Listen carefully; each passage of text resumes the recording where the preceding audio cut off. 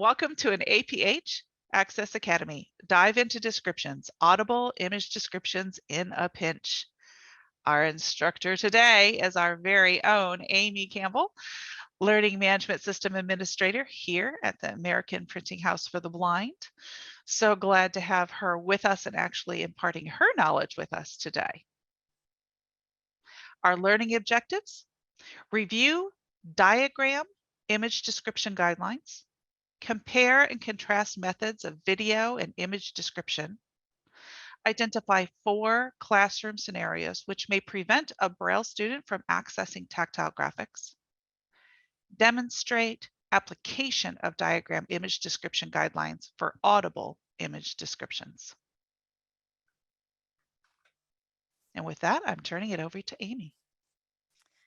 Hello, and thank you for joining us today. Excited about today, again, talking a little bit about social studies instruction and focusing on in our discussion about how social studies instruction and activities really rely heavily on information that's shown as graphics and images. Although we know it's best practice to always offer readers access to tactile graphics, a variety of reasons prevent us from, having this happen with getting things into a tactile format. So today we're going to investigate those ways to generalize video and image description principles with spur-of-the-moment Audible image descriptions. And I just want to share a moment of transparency with you that just to say, I am not an expert within image descriptions, nor am I certified to teach the core subject, social studies, but I am what you call a professional learner, and I'm intrigued by this topic and issues that are surrounding it. And I simply today want to relay that knowledge that I have learned along the way. So I first want to share and begin with a rationale for choosing this to share and ask, again, bear with me. It's important to spend a few minutes just setting the stage before diving into the what and the how. And I know we're all excited to learn the what and the how, but we need to just rest for a few moments in the why. Why does this topic have importance to educators? So my plan is to share 4 points, and this comes from my own personal professional lens. So as it relates to the subject of social studies, much of the role of TVIs ourselves involves collaborating with and providing resources to those general education teachers who those gen ed teachers have the main and primary responsibility for teaching the social studies content. TVIs, we also provide adapted materials and equipment, technology for that student to use throughout instruction. And we prepare those tactile maps, charts, diagrams. We hold a responsibility in addition for helping our students use that adaptive technology, and also really important to teach those necessary prerequisite skills and those compensatory academic skills needed in social studies, and that those things happen before the lessons are taught within the classroom. Really important as well is spotlighting our paraeducators. Paraeducators, you help with some of these things that we just mentioned under the direction, I should say, of the TVI. So I'd be completely remiss not to mention all of you and highlight your contribution for helping students with visual impairments gain access to instruction. Now, within all of these roles, specifically, we're focused on providing those adapted materials, models, and equipment for social studies. Before we get too far ahead, though, it's important, I feel, to dispel a myth that pictures produced as tactile graphics are equal in meaning. They are not equal. The concept of equality actually means that each individual or group of people are given the same resources or opportunities. That means the same measure, quantity, amount, or even the number of something. Equitable, on the other hand, means to allocate the exact resources that each person needs to access whatever is needed, which then leads to positive outcomes for everyone. The picture that we're looking at shows how the two words, equality and equity, can't be used interchangeably. So the whole picture is divided into two columns. The column on the left shows what is meant by equality. There's a father, a son, and a toddler, all at a sporting event standing behind a tall fence. Each are standing on one wooden crate. The father's tall enough, and he doesn't need a crate, but he's standing on one. The son that's in the middle stands on one, and well, he is just barely able to see over the fence. The toddler, though, on the end stands on one crate, yet that one crate doesn't make him tall enough to see over the fence. So that's with equality. On the right column of the picture frame demonstrates equity. In this, we see a father standing on his own without a crate to stand on. And what we see is that he is able to see the sporting event with absolutely no help or assistance. The son stands on one crate, and again, he's able to just barely see over and enjoy what he's looking at. And now the toddler, he's standing on two stacked wooden crates, which allows him to now be just tall enough to see over the fence and enjoy the action of the game. So this same principle can be said of helping our students gain access to instruction. And think of this, I think of this as a great picture for what we do in education. So to drive this home even about equity a little bit more, I'm sharing another image. Now, I know it's not a social studies image, but rather a science topic, but I think that it's a really good example for what I'm going to talk about and describe here for a moment. First, you should know that it is a rather complicated image. There is a pan filled with water, a stovetop heating element. There are arrows showing the direction of heat flow and vocabulary word labels. In specific terms, it's an illustration showing three forms of heat transfer in a pan on a stove. Radiant heat from the electric ring heats the pan. The pan is made up of a conducting material such as an aluminum or a stainless steel, which conducts the heat efficiently to the contents of the pan and also into the metal handle. As liquid, the water is heated, its density decreases and rises, creating convection currents circulating the heat through the pan contents. So pretty descriptive of what I had to share about that. So imagine having this image to create be a tactile graphic. This could be pretty complicated for a student to understand, especially given the fact that most images that we give are read from top to bottom.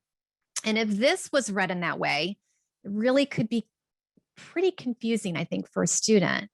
But if this tactile graphic was paired with an image description, the exploration and learning of this concept might be more equitable. So an image description can guide the student to begin also thinking about exploring that graphic, starting their hands at the bottom of the image and moving upward. So we just talked about tactile graphics, and while we know that it's always preferred that we offer tactile representation over an audible image description for our Braille readers, having access to tactile graphics isn't always feasible due to a variety of reasons. And so I want to share with you 6 reasons, possibilities, classroom realities, which lead to a Braille student maybe not having access to a tactile graphic.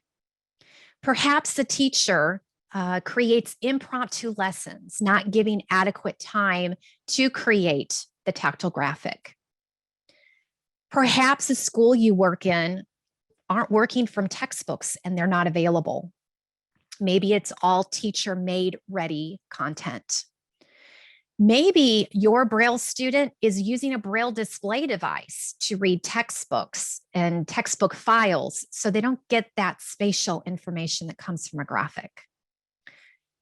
Maybe we have students that have read aloud as an IEP accommodation that's also used in social studies class across the board. Sometimes prepared tactile graphics can sometimes be difficult to interpret. Think back about that picture of that science picture of the pan of water heating on the stove. Also, the last one, maybe the student has a lack of proficiency in braille. Could be various reasons. Maybe the student has Stargardt's and has recently lost a lot of vision, but braille skills aren't necessarily commensurate yet. Lastly, another reason to talk about this topic is research, one of my most favorite reasons. So in 2017, the Journal of Visual Impairment and Blindness published an article called Audible Image Description as an Accommodation in Statewide Assessments for Students with Visual and Print Disabilities. Again, this was in 2017.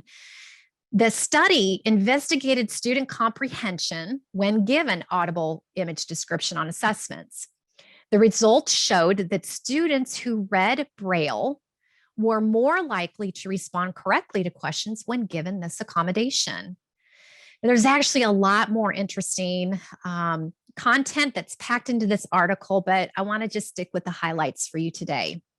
And it's worth mentioning that this article discussed that teachers may want to develop a standard for describing images.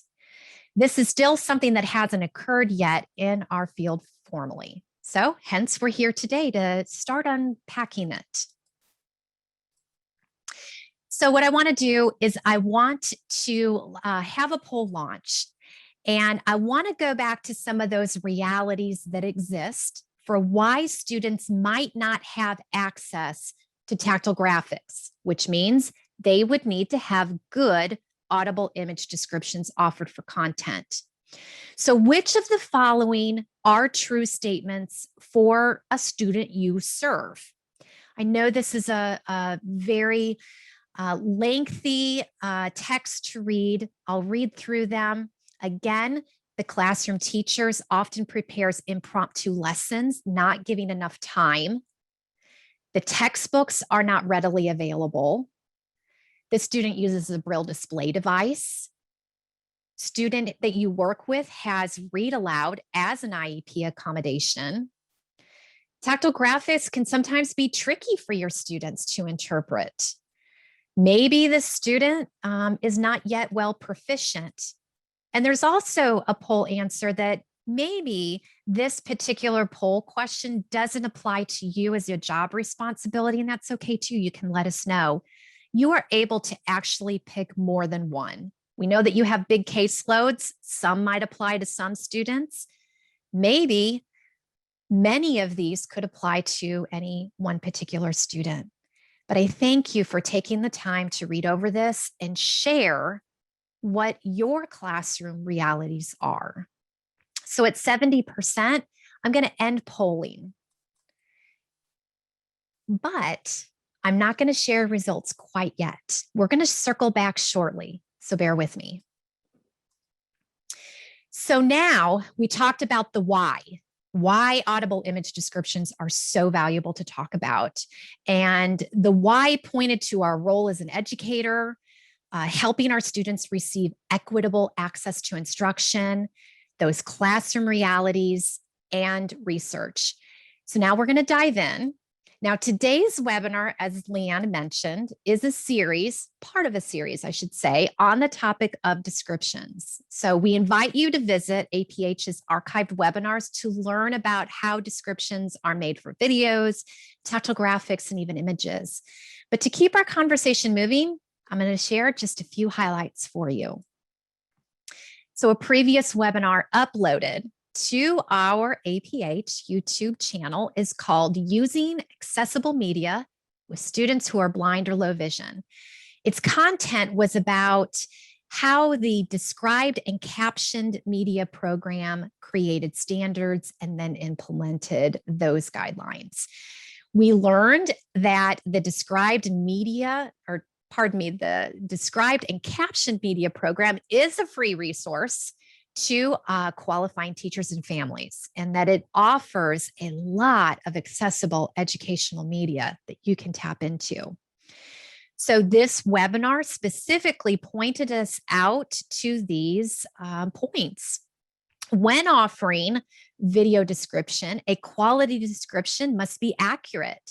There should be no errors in word selection, pronunciation, diction, even enunciation. We learned that it's prioritized. Content that is essential to the intended learning and enjoyment of all outcomes is the primary set of importance. We learned that we want to be consistent. Both the description content and the voicing should match style, tone, and we should even be thinking about the pace of the program. Appropriate. We are to consider our intended audience, be objective. We want to seek simplicity, and we want to be succinct about what is being shared. Last, equal access. And interesting, the wording used here.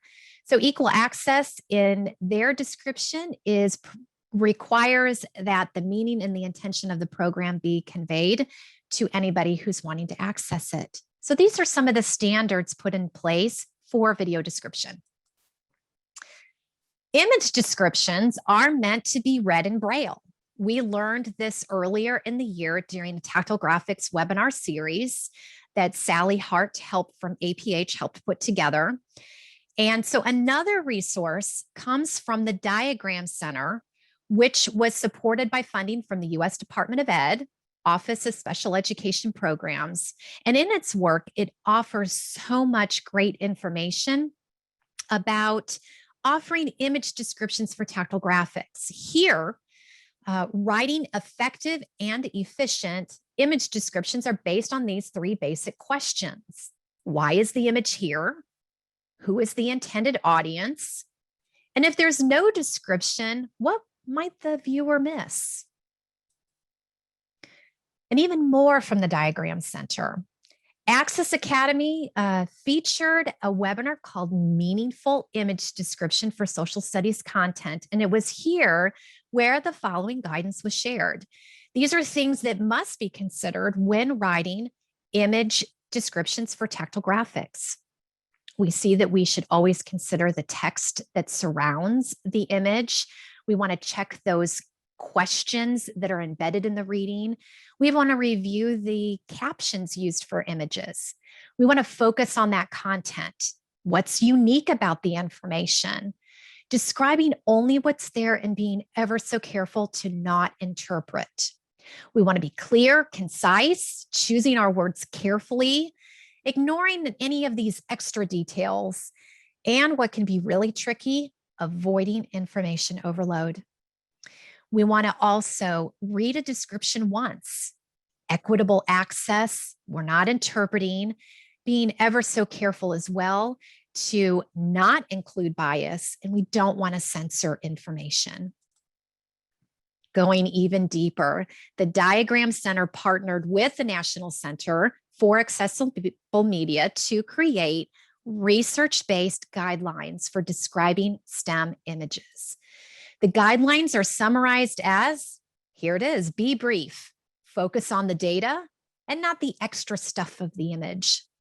Be sure that descriptions are written clearly, organize the description from general to specific, and if using HTML, use tables, lists, and MathML when able. Good rule of thumb is to always remember that if you can look at a graphic or an image and notice something in a glance, it should be provided in the description summary. And we'll drive home that fact a little bit more when we get to some examples.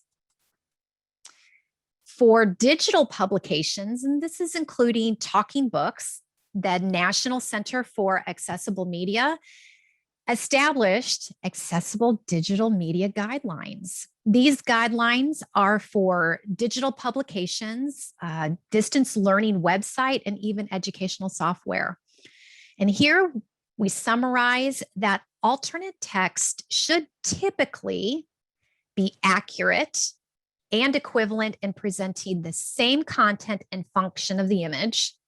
We want to be succinct. Typically, no more than a few words necessary, though rarely a short sentence or two may be appropriate. We don't want to be redundant. We don't want to be speaking the same information that is provided already within the text. We don't want to use phrases like images of or graphic of to describe the image. It is usually apparent to the user that it's an image. And if the image is conveying content, it's typically not necessary for the user to know that it's an image and that it's conveying content as opposed to text. If the fact that an image is a photograph or illustration, it can be an important content, and it may be useful to include that within an alternative text. So talking about all of this information that we just talked about, here's a summary, a takeaway of how we can take all of these pieces of information from these different sources and apply it to giving audible image descriptions in the classroom. And so here is our application.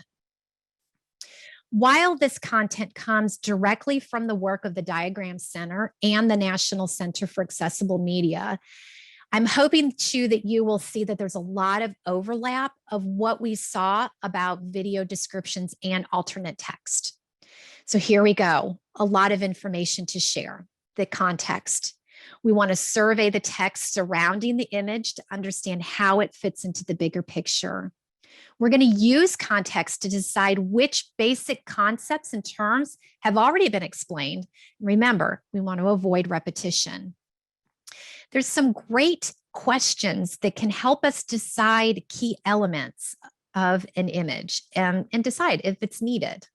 So a question could be, is it part of an introduction for a chapter or a lesson? If so, the image probably isn't teaching a concept and may need to be described in detail. We actually have an example of that for you today. Is it the central point of a lesson? Is it purely decorative? If the image does not have to teach anything, describe it as a decorative image and avoid sharing irrelevant information. Is it a part of an assessment or an activity?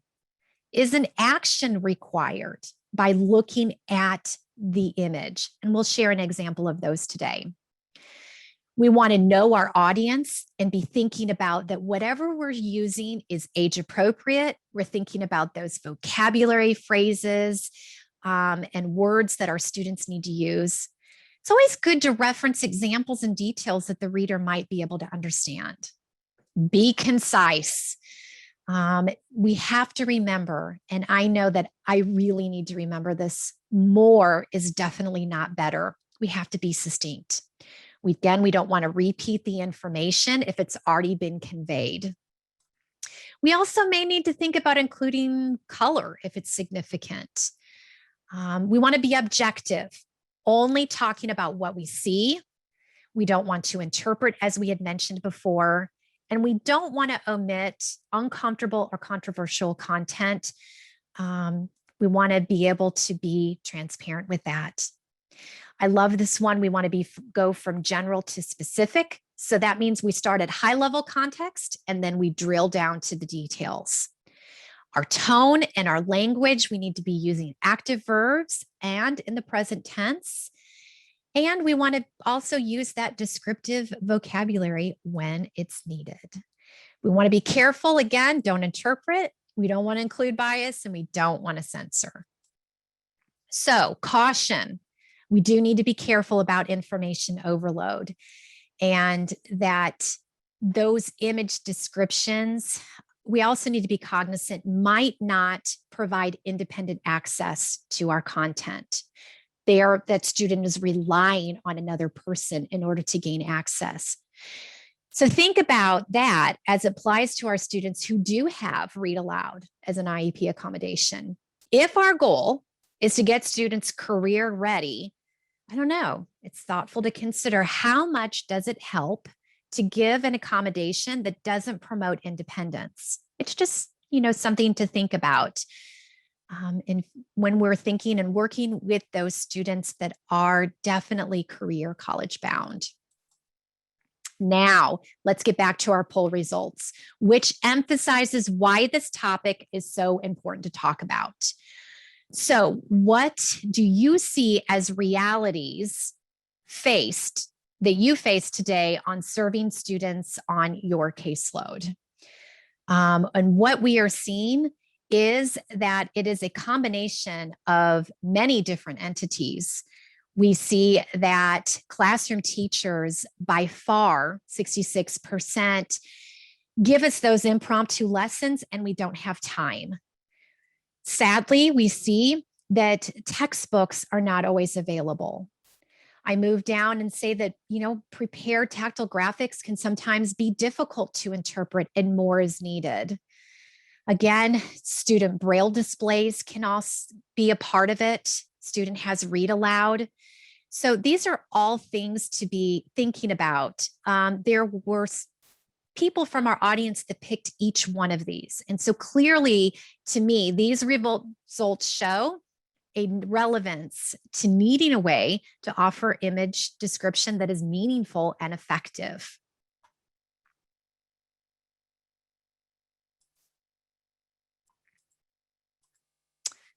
So social studies classes, we had mentioned, can be really challenging for our students with visual impairment since instruction often involves instruction that has those teaching methods of illustrations, maps, and diagrams.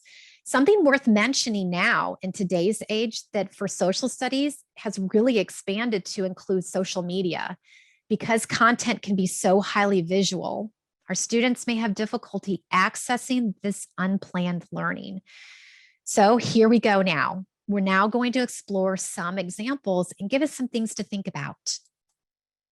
When exploring everything that we're moving into, we're going to go back to using this description checklist. This has been made into a handout. You can snatch this handout from a link that is dropped. It has been dropped into the chat window.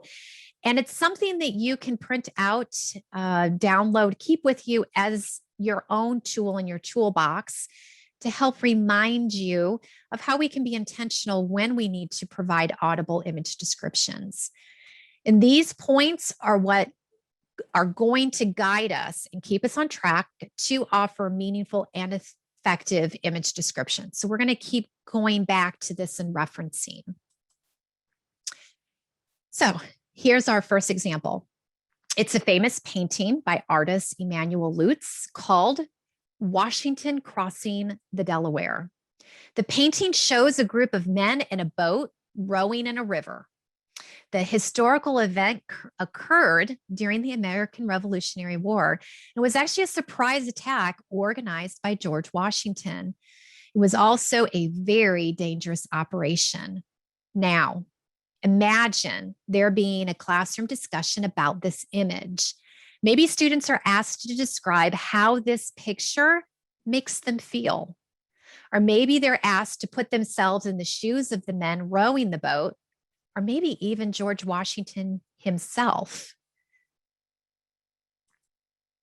So let's read some options and think about each one. And what I would like for you to do is share in the chat what you think. So remember, our context is the historical event and students putting themselves into the shoes of the men in that boat.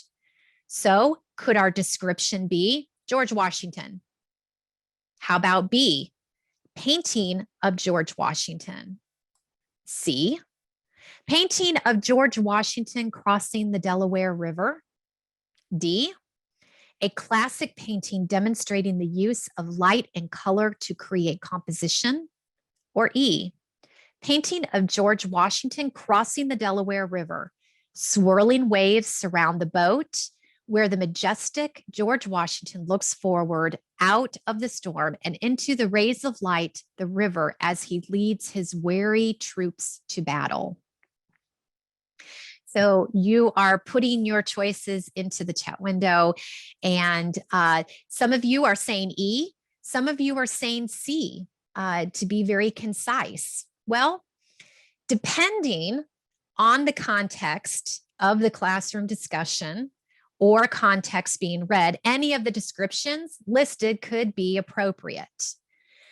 If we're talking about students wanting to interpret the action, the feelings, the behavior of the expressions of the men in that boat, perhaps E might be the most appropriate. Again, it all depends on what the context is. And I will definitely go back to in the chat window, it depends. This is coming from an attendee. An art history class would require completely different description than something else. So again, that is a great comment to be mindful of. So another one, as mentioned in a previous webinar by APH's Catherine Paget, we learned that sometimes images are used to demonstrate measurement. Here is an example of comparing the state of Alaska with the overall land mass size of the United States. So there's no time to create a tactile graphic. This is something that was an idea that was put forth very impromptu, and you have just come into the classroom and need to think about how to help your student get access. So maybe this is an opportunity to use the APH product called the US Puzzle Map. So in the chat, share how you might use the puzzle and Audible image description to share about the size of Alaska. Think about that. If you had this with you in the classroom, just sitting on a shelf, could it be used for a spur of the moment to give an idea of the size of Alaska if you couldn't make a tactile representation? What we see from the image is that almost the size of 6 states. That's what Alaska is, almost the size of 6 states. It covers Minnesota, Iowa, Missouri, Illinois, much of Indiana, and even some of Kansas. Definitely take into consideration the proportionality. Perhaps the size of Alaska within the puzzle isn't proportional. But if you were wanting to make some sort of a representation of what we see in the image with the puzzle, perhaps you might want to take out the pieces of all the other states. Maybe keep in the state of Minnesota, Iowa, Missouri, Illinois, Indiana, and Kansas, just to give a rough idea of the size. It might not be perfect, but it still gives the general idea and keeps the student engaged with some accessibility.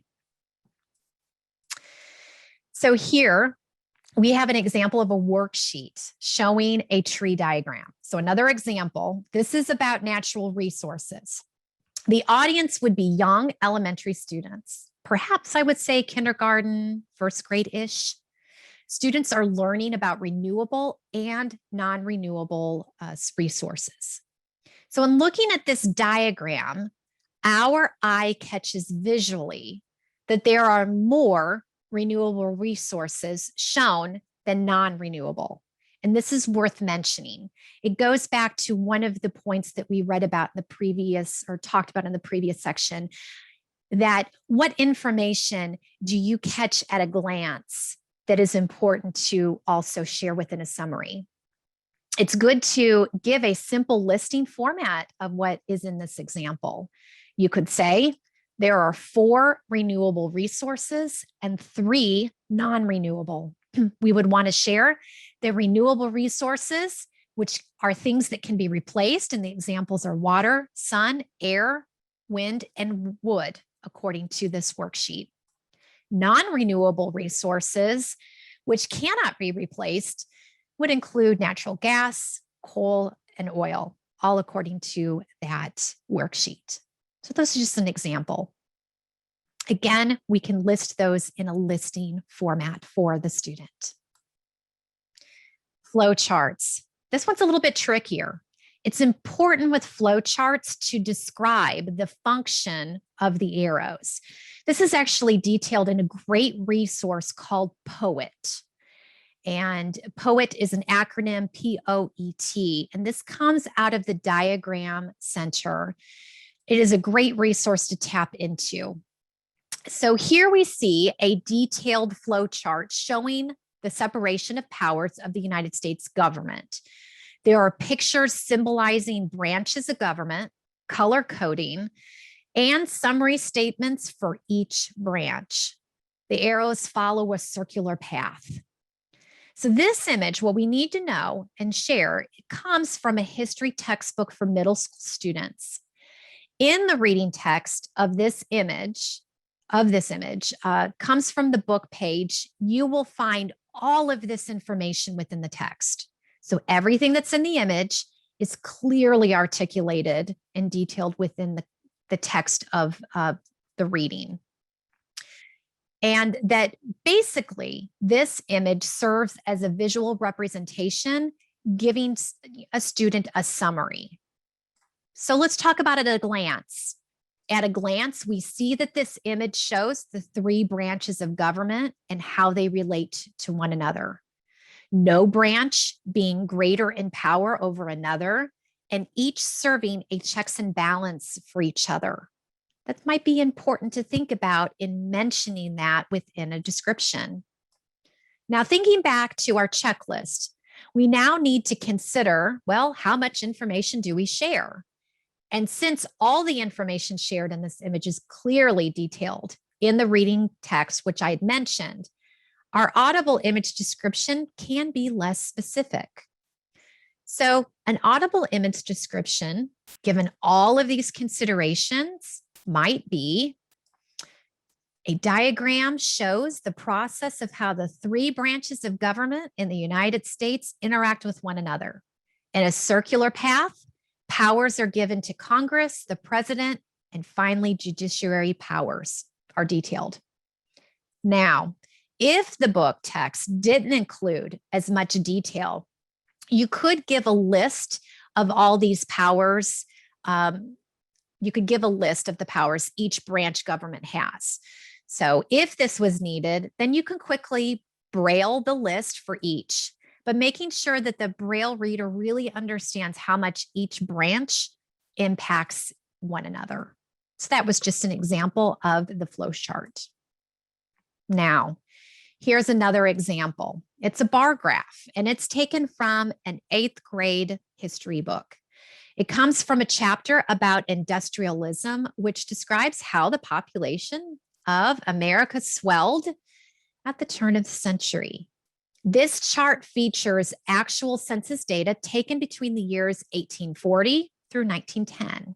The chart also shows a differentiation of urban population compared to rural. Now, it's important to note that this specific itemized data is not included in the text. In the text, we learn of growth, but the numbers aren't broken down as we see here in the graph. So, how do we decide how much to say in an Audible description? How much is too much? How can we take into consideration that one don't do information overload? So let's talk about it at a glance. At a glance, we see consistent growth from year to year, each decade to decade.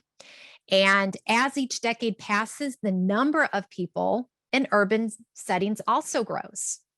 These are details that we want to be sure to share, knowing that the exact numbers isn't what's so important as seeing the overall trend. So a concise description should detail, I think, the trend. Consider this Audible description. This double bar graph details population growth in the United States between the years 1840 and 1910. Every 10 years, this is according to census data, population grew with the percentage of people living in urban settings increasing. For example, in 1840, 89% of people lived in rural settings, as opposed to 10.8% living in the urban setting. 70 years later, in 1910, 54% lived in rural settings, and over 45% lived in urban settings. The total population grew just over 17 million people in 1840 to over 92 million in 1910. Gives you an idea of these things to think about. I hope that was helpful. Pie graphs. Okay, now we delve into a high school lesson. Students are to read an online article called Analyzing the Founders, a closer look at the signers of 4 founding documents. Okay, so these documents include the Continental Association, Declaration of Independence, Articles of Confederation, and the Constitution. This online document is filled with spatially formatted content, one which includes this pie graph that we're looking at. And this pie graph is called Primary Occupations of the 145 Signers. So looking at those 4 documents that we talked about, lumping all of those signers into one big pot, there were a total of 145. So a purpose of this pie graph is for students to consider the diversity of these men. So how can we best break down this information to an audible description? We know that what the context is. We just mentioned that. All of this data is included in the article, yet is presented also in this pie graph as a way to summarize. So in our pie graph, we see the occupations of lawyer, merchant, farmer, politician, physician, and all others. The all others is meaning a combination of any one of the above. So more than one occupation. Some of those signers may have identified with more than one occupation. So let's begin general. What do we see at a glance? What are the top 3 occupations? Now we need to think about being concise. But before being concise, I need to mention, what is it that we saw in a glance? Well, in a glance, we saw that over 60, or that 67 were lawyers, 22 were merchants, and 21 were farmers. Now, in getting more concise with the information, we can actually detail out what we see. Again, we don't want too much information.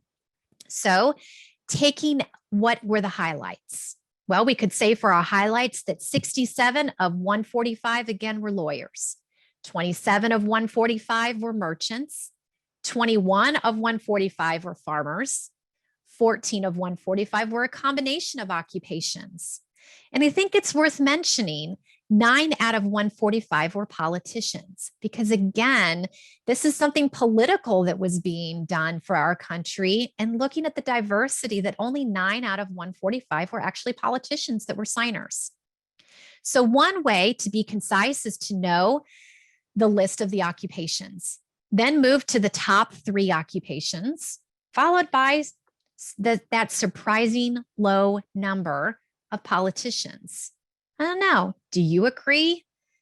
I haven't tapped into your minds here for quite a few slides. Does that seem doable? If you were that teacher, that para-educator sitting in a class with a student and trying to help them give access. Just some things to be thinking about as you consider all of this guidance that was given. Okay, maps. Next, our example is this map, and this was taken from an elementary textbook. The context is talking about the 13 colonies, and specifically here, the map features the 5 southern colonies and is showing the products that each colony had. So there is a supplemental activity, and students are asked this question: what crop was important in making Jamestown and early Virginia an economic success?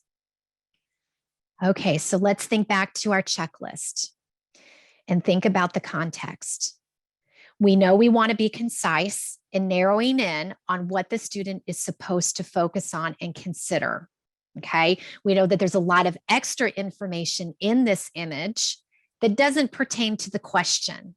So put that in the forefront of your mind. We want to consider the vocabulary that we need to be using for this audible description. And we also want to think from general to specific. Again, as I'd mentioned, clearly there's a lot more information in this map than what the students need to answer. So let's maybe do this one together. In the chat, what should be a general statement about the map? This is what we see at a glance. What would you say? What is it that we see at a glance? Love to know. Yes, thank you, Jane. 5 colonies are shown. So the 5 colonies, Maryland, Virginia, North Carolina, South Carolina, Georgia. A map key also shows 9 different products. Thank you to everybody who's popping in that chat window and confirming that's what we see at a glance. Not important necessarily at this point to talk about the Atlantic Ocean, the Appalachian Mountains. Let's just keep it concise. So now we move on to more specific information, but keeping the scope with the context of the question. So our context of the question is products coming out of Virginia. And if giving that audible image description, we know from looking at it that there's cattle in one area, tobacco in one part, grain, tobacco in another area of Virginia, fish, and rum. So in this example, we learn that it's not possible to also give an image description without giving away the answers.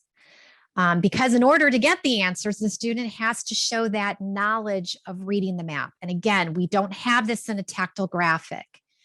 This is just a reality that we face. So, and we need to think about it when this happens and we have to give an audible image description, that we might be giving away the answer as well. And again, thank you, Lucy. Lucy had mentioned in answering the question, tobacco is seen in several parts of Virginia. And so that helps. And when we give the question that the product's coming out and we give it in a list form, cattle, tobacco, grain, tobacco, fish, rum, we hope that the student will hear that tobacco was given twice. And absolutely, if we give an audible description, the question shouldn't count. Absolutely, if this is something that is within a grade. But again, if this is something with a discussion as a class, that's something to think about. Okay, I need to start wrapping things up for us. So here we have a table. Here's a table that has images embedded within it. Now, this might be something that is seen in content given to younger students. Sometimes the pictures might be embedded, can actually help the student learn the vocabulary better. Pictures can help students, associate words, vocabulary with concepts. It's all about making connections. And in this case here, the pictures really do play an important role in helping our students better understand.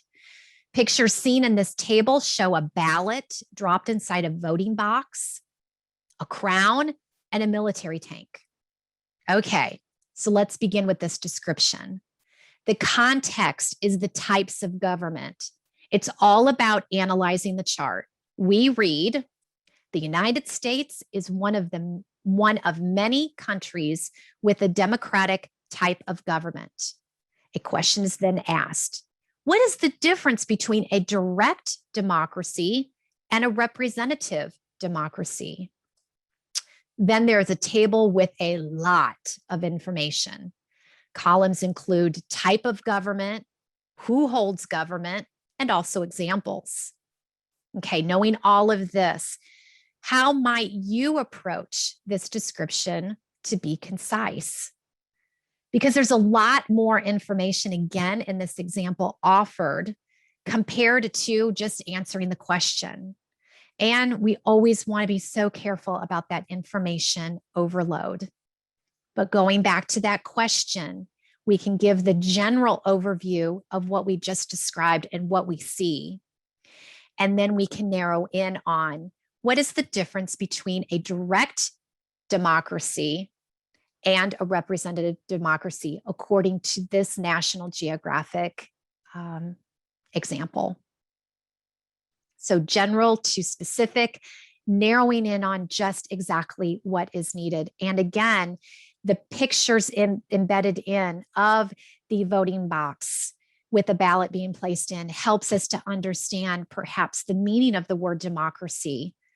The constitutional monarchy helps us to understand what that means by seeing the crown. And perhaps seeing a military tank helps us to better understand that it's what dictatorship could be. So there are a lot of things also that are coming into the chat window, and I thank you for that. Okay, our last example here is a timeline that comes from a social studies book.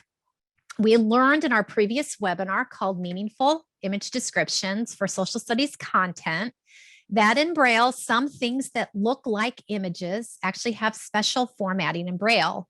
And timelines meet this example. But in our example now, we are in a classroom where this timeline is shown to students without the chance for it to be made into a tactile graphic. Let's start. Let's start with what we see in a quick glance. Okay, in a quick glance, essentially we see two timelines, one representing the Americas and one for world events. In a quick glance, we also see the time span, 1550 through 1620. We might even want to summarize and say that's less than 500 years. This example in the book is purely to summarize content embedded within the text for an upcoming chapter. Okay, so the student hasn't read anything yet because this image is shown at the very, very start.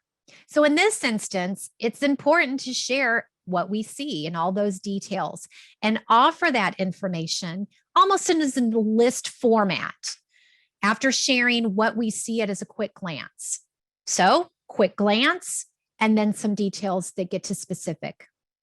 An example might be, think about this. A timeline shows major events happening in the Americas and the world between the years 1550 through 1620. World events include 1588, England defeats Spanish Armada, and Shakespeare writing King Lear. By 1607, the English established the first permanent settlement at Jamestown, and later tobacco was planted in Virginia in 1612. By 1620, the Pilgrims land at the Plymouth Rock.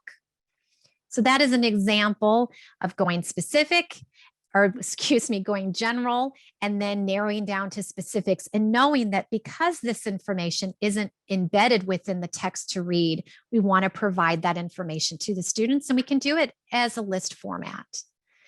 So there you have it. We went through at lightning speed a whole bunch of examples that I do hope served a purpose in helping you to feel equipped of what should we think about when we are in those tight pinches and we need to provide an audible image description. As I mentioned, I'm not an expert in any of this content. I have shared with you my resources that I use to tap into all of this content and how it was brought together into create a checklist that we hope will help you when you are in these situations when you need to provide audible image descriptions in a pinch. So we hope that you will be able to snag all of those resources. They are in the accessible PowerPoint presentation that is also as a handout. And lastly, should you have any questions, I would be willing to help. I would be willing to find answers. I might not know. Feel free to always contact me. My door is always open. And I have my email address at acampbell@aph.org.